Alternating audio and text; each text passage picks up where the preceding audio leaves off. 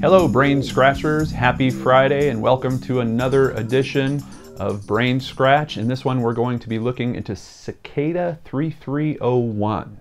I have to give a huge shout out to a brain scratcher called Mickey's MDN. You've probably seen her comment on many different episodes of BrainScratch. She's been a longtime fan and she is testing out this BrainScratch researcher thing that I've been working on over the past few weeks. She did a bunch of great work pulling this information together and sending it my way. So thank you so much, Mickey's MDN. And some of you might be familiar with this. If you search on the term Cicada 3301, you will find a ton of information on YouTube. If you do a Google search on it, you will find all kinds of different news articles, a lot of big business papers, Fast Company. It's been highly publicized, and in short, this is actually a picture behind me of a cicada and is their logo.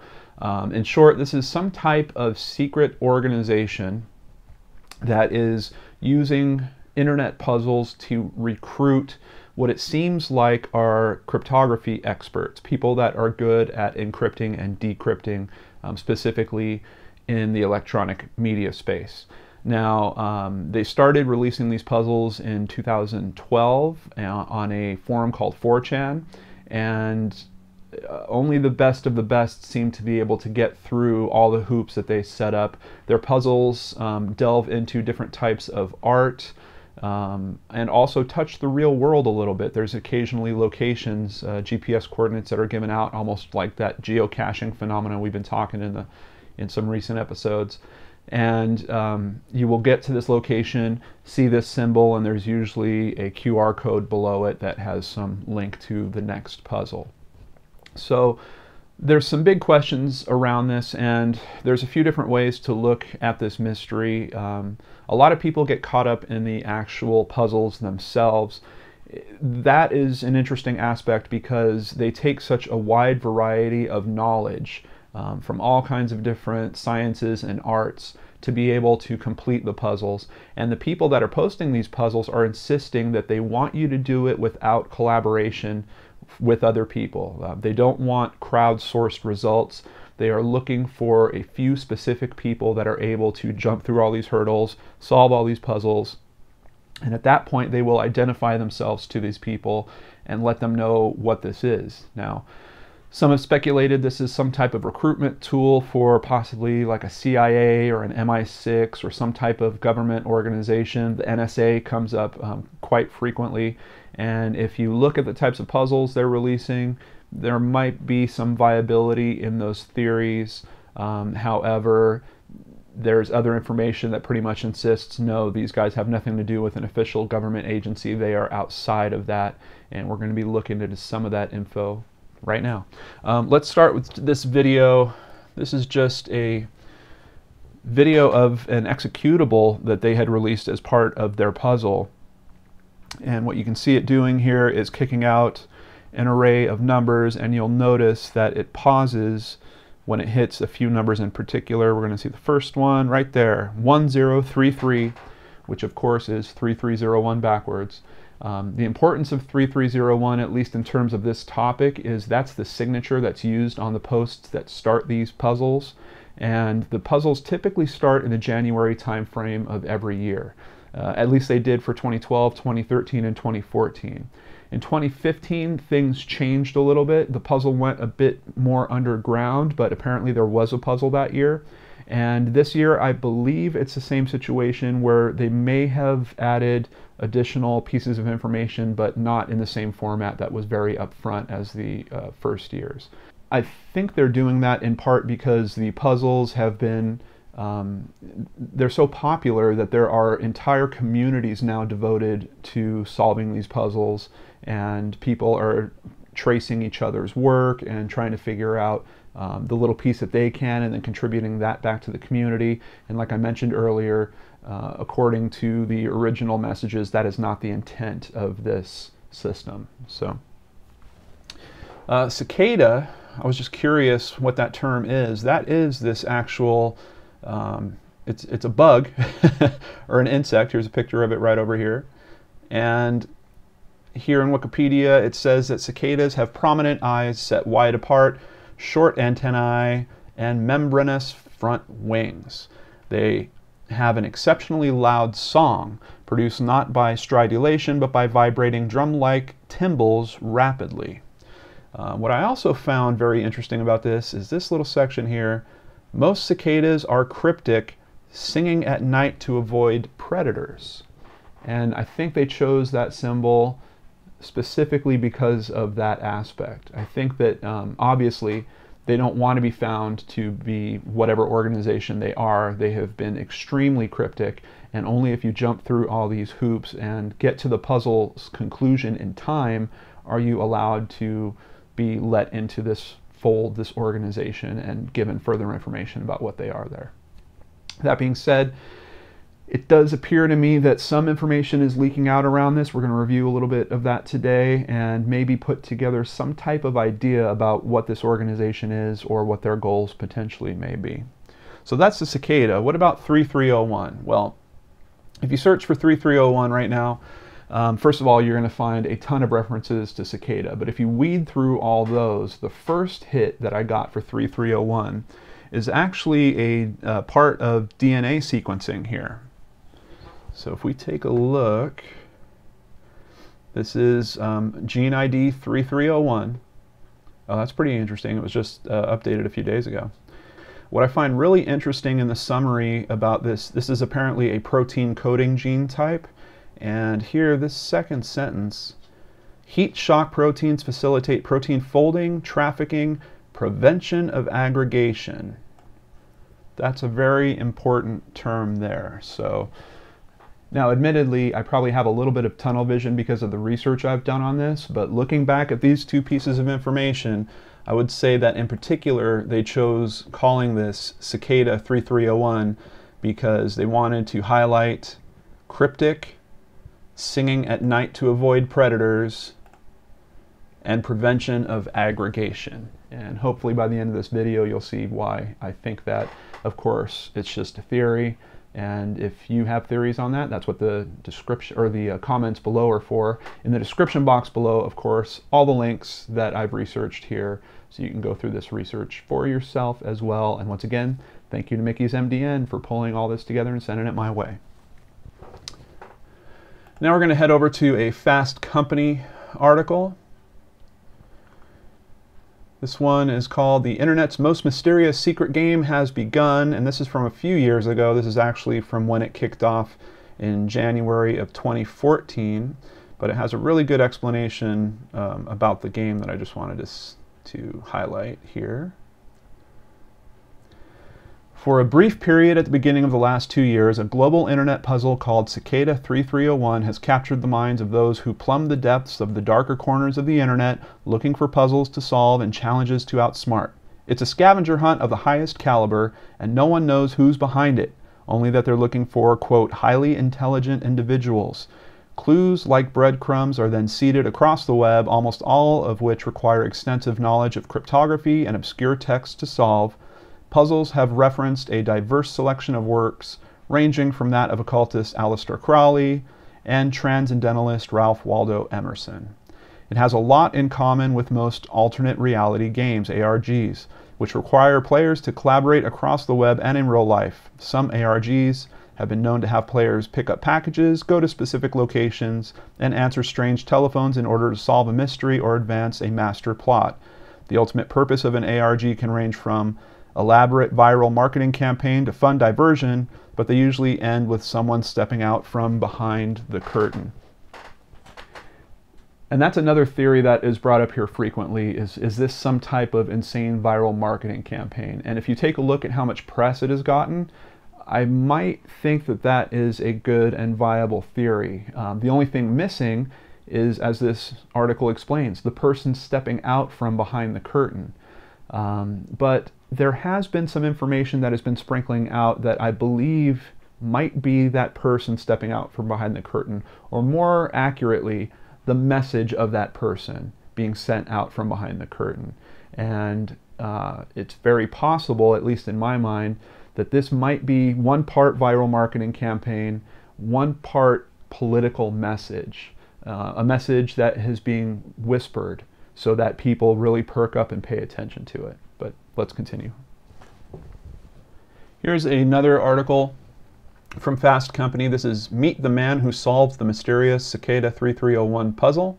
And here we can see a little bit of the initial puzzle's message. Hello, we are looking for highly intelligent individuals. To find them, we have devised a test. There is a message hidden in the image. Find it and it will lead you on the road to finding us. We look forward to meeting the few who will make it all the way through. Good luck. Signed, 3301. And this article goes on to speak about Joel Erickson. Joel Erickson is someone that is really big into this cryptography area, and he attempted to solve the puzzle. He actually did complete it, but he completed it too late. He got to a location where he was told that they were closing it down from there because they had already found what they were looking for. Now, if you read some of these other articles, there might be some information to say that that was actually not the end of the puzzle, that you could have continued from that point. I'm not sure if Joel was aware of that at the time, or if that information is fabricated. That's another strange aspect of looking into this subject, is now we don't know what is really 3301 information as opposed to information that people are portraying as it being 3301 info. Obviously, you can get a lot of attention by saying that you're a person that has cracked Cicada 3301, or that they have contacted you for some reason. So it's getting a bit hard to kind of cut through and sort out what is true versus what is false, or at least legit from Cicada 3301. So Joel Erickson has his own website, clevcode.org here, and if you check the Cicada 3301 link that he has to the left here, you will see that on 2014, on January 5th, he received a message from someone claiming to represent Cicada 3301. When is a BWV not a BWV? And I actually had to look that up. I wasn't sure what that was off the top of my head, but it's basically the library of Bach work Versailles. God, I know I'm butchering that. But it's a catalog of Bach's known compositions. You have also been intelligent enough to identify false 3301s. Now I shall give you some answers. Our group is dedicated to recloaking privacy. You missed some hints. The Bach MP3 was something that most hunters missed. 1033 BMV is not a Bach piece. It was composed by a man named Christoph. CPE misidentified the piece as his father's. Pity. CPE was a teen, so forgive him. Seeing that so many false 3301s now join the game, we will post our next series of clues on a spoof website. We will be watching your work since it is superior to anyone's out there. Please treat this message with the same level of skeptical vision as any other errant email that you receive. Our goal, Clevecode, is to recloak humanity. Good luck. So once again, we get this about recloaking humanity and prevention of aggregation.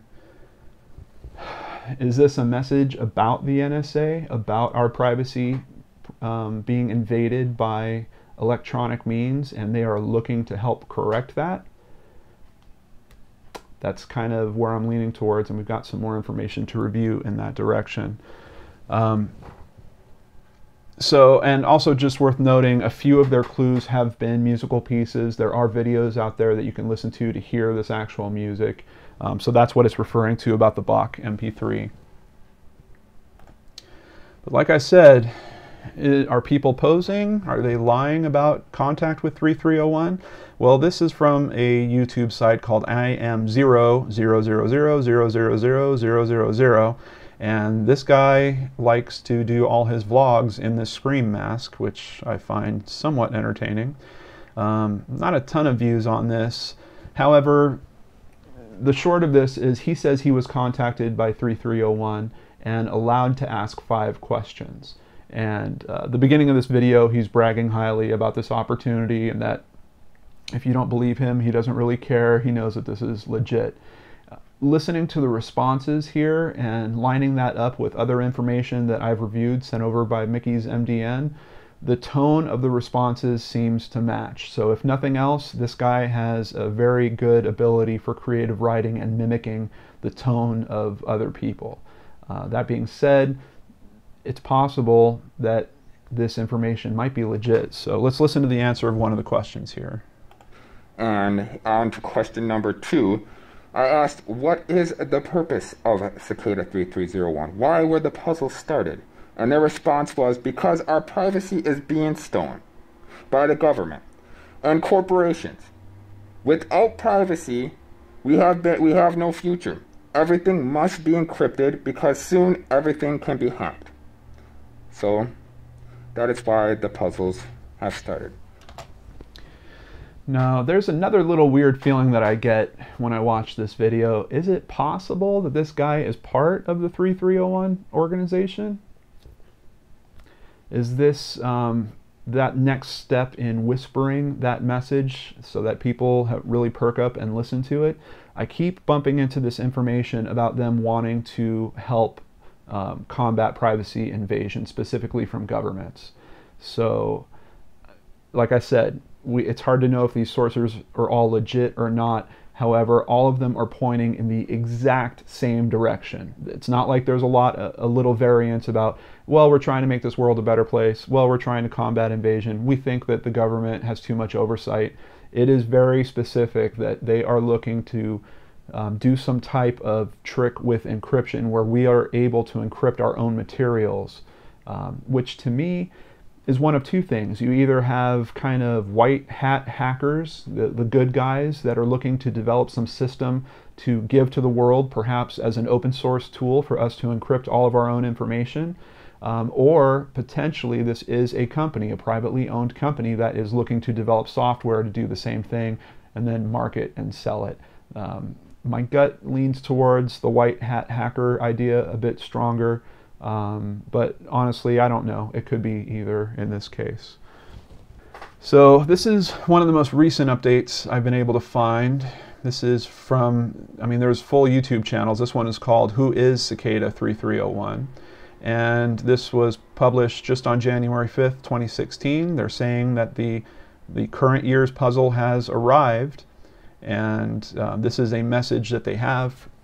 Hello, the pursuit of the masterful is insuppressible. Soon your pilgrimage expands. Take the path less lit to find us. Songs are the language of the soul. Listen deeply. The keys are all around you. The ones who continue to obstrugulate the authentic pass we are watching, for one is as loud as many. Obstruct injustice. 3301. Now, this seems to be in the same tone as a lot of the previous messages I've seen.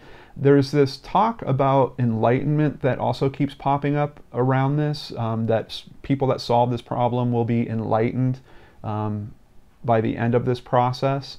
So it dips a little bit into these other areas where, this doesn't sound like a bunch of computer coders that are talking to each other. This sounds like these men might be highly educated, or at least very aware of the world and all these different art forms. That being said, some of the messages that have supposedly come from Cicada 3301 are also having some grammar issues. I saw one that had absolutely no punctuation, which begged the question in my mind. I have a lot of international viewers of BrainScratch, and when people are learning English, it appears to me that they are sometimes intimidated by punctuation, so they will just avoid it altogether and write everything as one big long sentence. And I've seen some communication around this that seems to match that pattern. There's also an assumption that a lot of the news reporters and journalists that comment up on this are making, that Cicada 3301 is obviously some type of worldwide organization.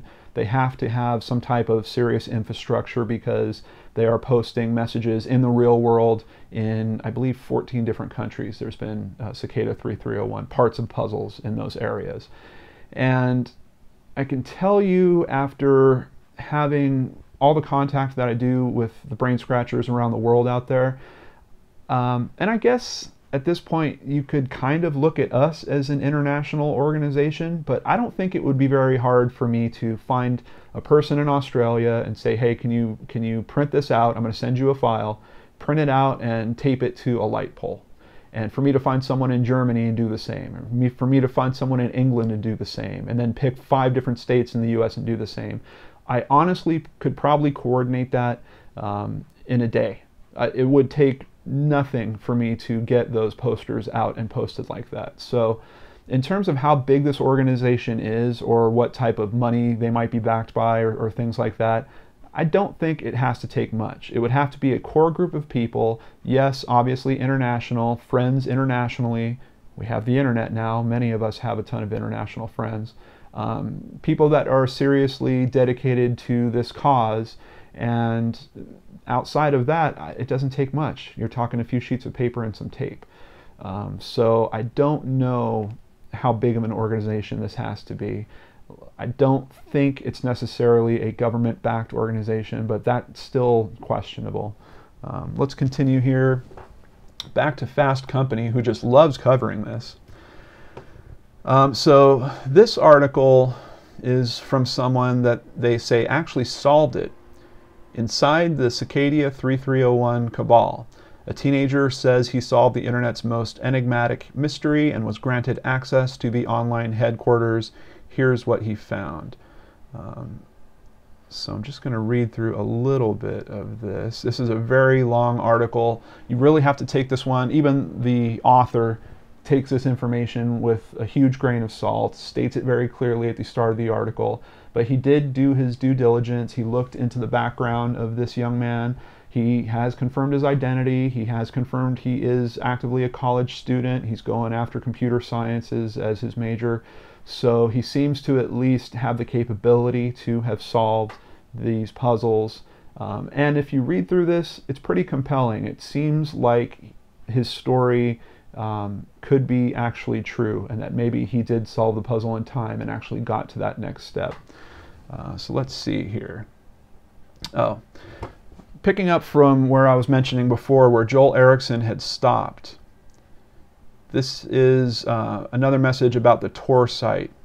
And Tor sites are basically a place where people can communicate completely anonymously. The messages are filtered through a bunch of different free relays all around the world, so you can't trace them back to the original poster. And that is supposedly how this Cicada 3301 organization speaks to each other. And interestingly, this young man also wound up actually kind of crowdsourcing his solutions. It's just that he did it so fast that it was before Cicada 3301 seemed to pick up on what had happened. So picking up right in the middle of the story here. But it is this teamwork that enabled the 16-year-old technology past the point where Erickson was shut out. What technology found on that site, instead of a message telling him to go away, was a congratulatory letter for getting that far. It also asked him to set up a new email address from a public free email service and enter it in a field below. The note on the site said technology would receive instructions in a few days on how to progress further into the Tor site. The next day, the message was removed from the Tor site. But then, discovered in the source code of the former website was binary code which referenced file names of previous clues in the puzzle. It was evident that the test was not over. From the file names of previous clues, a new Tor network URL was found that led to a site with another image. And this is the image right up here. From there, more puzzles followed, including the ultimate one, which was a MIDI file that needed to be decoded. Doing so resulted in an ASCII armored message, which members of Technology's group were instructed to send to a Gmail address. A few days later, Technology received an email saying there would be no more puzzles. The email contained a final Tor URL and a username and password for him to log in with. Technology had made it past the curtain. Quote, "There was a bunch of people on it. Some were from my group, some were existing members, or part of some. I don't know how they described it, but it felt like a board of this weird organization," says Technology, when I ask him what Cicada's home on the dark web is like. Technology says the site consisted of part message board, part chat room, with a private messaging feature as well. On the message board, part of the site were a list of different topics, including a welcome section, as well as sections listing the goals and current projects of Cicada. In the chat room section of the site, Technology saw about 20 members. They wanted to further the use of cryptography in the world so people could have privacy and anonymity and stuff like that, says Technology, when I asked what the current project's message board contained. There were some big-ended goals, very broad, obviously. There was some end-to-end encryption thing that I was interested in working on. Now, quite honestly, I feel like I could read the rest of this article to you. It's really interesting, and I highly recommend you check it out in the description box below. But the gist of it is he was kind of unimpressed once he got into the actual group. He heard some things that led him to believe that maybe they weren't always acting in the best interest. There was some comments made by certain group members about certain types of organizations that they might like to have access to. In particular, it seems like one of the leaders spoke about having some people that worked for Wired magazine already in place. So this kid, who was only 16 at the time, kind of got bored with this group and just stopped going to it, just kind of opted out of it. Later, he communicated with his other friends that had helped him solve the puzzles together, and they kind of went through the same situation where they fell out of the group as well. So if this is true, that tells me this is definitely more of a social club. This is not a job. I would assume that if they offered him a salary of some kind, he wasn't just going to stop going there. And the projects that he saw, he said, even though he was kind of interested in one, in this article at least, he doesn't go on to speak about him actually doing any work on that project. And there's something, he mentions a few times the word creepy. There is something that nags at me when I look at this whole process, and that is that these games and this trail are largely built around decrypting, not encrypting. And at least from my limited experience, I didn't do a whole lot with encryption technology in my roles in information technology. I believe that those two things, while they are related, they somewhat go hand in hand. The approach for those two things can be handled extremely differently. You might have a genius in encryption. Would he necessarily be the best cracker or decryptor? I don't know that for certain. And the exercises that they laid out were very specific about decrypting other people's messages. If I was looking at this case completely, well, I am looking at this case completely from the outside, I would say that the exercises they laid out were looking much more for people that could potentially hack into other systems. Now, that being said, if you are good at hacking into other systems, does that mean that you could build something that was hack proof, or that you would be aware of those different decrypting technologies so that maybe you can make something to counter all of that? Absolutely, absolutely. There's definitely some value in that. But from what I've seen, none of these exercises had anything to do with creating technology to better encrypt things, outside of what is said in this article about once he got into those internal projects and saw that there was some type of end-to-end encryption software being talked about. So one other thing, this is kind of just a fun point which I'd like to bring up. Mickey's MDN sent this in the links, in the list of links over to me. Our CIA, our Central Intelligence Agency, that if you've watched my previous videos, I have spoken about the fact that I would absolutely never take a job with. I don't think I would feel safe working for an organization like the CIA. I've heard things like once you get in, you never get out. You know, people don't leave the CIA necessarily. Well, guess what? There is a kids zone on CIA.gov. And this is an area where if you're a kid and you think it'd be cool to be, hey look, a super spy who's talking into her shoe like Maxwell Smart, but she's dressed up like Carmen Sandiego, you can come here and start breaking codes for the CIA. And just for the fun of it, I went through the first code. It was extremely, extremely easy, but I did find it very, very interesting, almost darkly comic. Like, I think it's kind of funny, but it also scares the shit. Let me just say, I find it kind of funny, but it also scares the crap out of me that this page exists. There's just something about it that speak about creepy. Speak about the term creepy. Hey, we're looking for kids that might be good code crackers. Kids. I really don't know what to think. That being said, the first code was pretty simple, fairly easy to crack. They had an actual decoder there, but even before that, just from the little example they gave, I was able to kind of figure out the coding system that they were doing. They had essentially taken the alphabet and reversed it against itself. So the letter A was now the letter Z, the letter B would be the letter Y. But it just spelled out this information about that the Central Intelligence Agency was started in 1947 when President Truman signed the National Security Act. I think that's the answer to the first puzzle, if I remember right. It was kind of fun. I like doing puzzles like that, but I'm telling you, Kids Zone on CIA.gov, that really creeps me out. I don't know what you guys think, but tell me about it in the comments below. So, Brain Scratchers, this is where I hand it over to you. Cicada 3301. Really the question is, what are they? What is their intent, and what type of organization is this?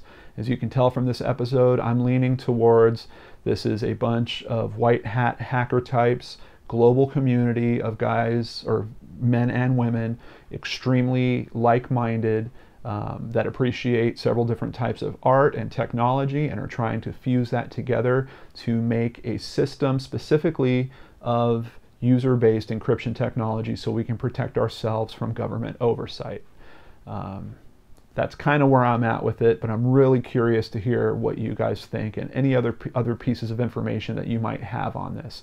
Please be sure to include it in the comments below. And some links, I'm noticing YouTube is actually letting some links through nowadays. Other ones get automatically kicked over to my spam filter, but I do go through and release all the spam filter messages twice a week. So if you include a link to an article or something like that and you don't see it show up in the comments right away, just give it a day or two. I will see it. I usually review the links first to make sure it's not really spam or, you know, advertising something, and then I let them through. So it will show up there eventually. So don't be afraid to send links and put them in the comments. I think that's really valuable for other people that want to dive into these details and read through that awesome comment chain that all of you contribute to. So that is it for this week's Brain Scratch. Thank you so much. I hope you enjoyed it, and I will catch you on the next show on the Geek and Dorks channel. Take care.